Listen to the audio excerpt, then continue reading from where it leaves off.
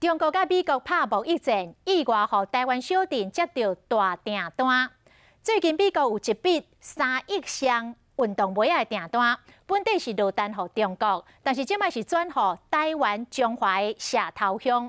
社头乡是做鞋真重要的乡镇，虽然只有4万的人口，但是全盛时期一年会当生产2亿箱的鞋。这业者是信心十足，讲这个大细间的工厂会分工合作，把这张超大张的订单给接落来。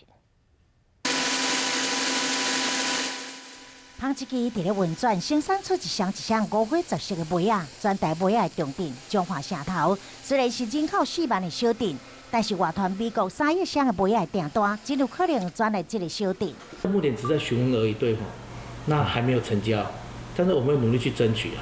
是倒一间有名的品牌入店的业者不便透露，中美贸易战，双方进口商品加扣关税，成本一定会转予消费者。这笔鞋仔订单原本是落单予中国，即马煞急转到世界各地，中华社头就是其中之一。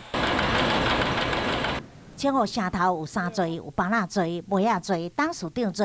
社头乡全盛时期有600间的鞋仔工厂，一档生产2亿箱的鞋仔。即马虽然工厂的数量甲产能就超过一半，但是业者强调会使大厂小厂分工抢这张大订单。政府，然后企业，然后各个供应商来讲，对，大家全面的团结，然后才把赢得这样的订单。 虽然关税清单也阁需要1个月才会确定，但是品牌业者急要另外找生产线。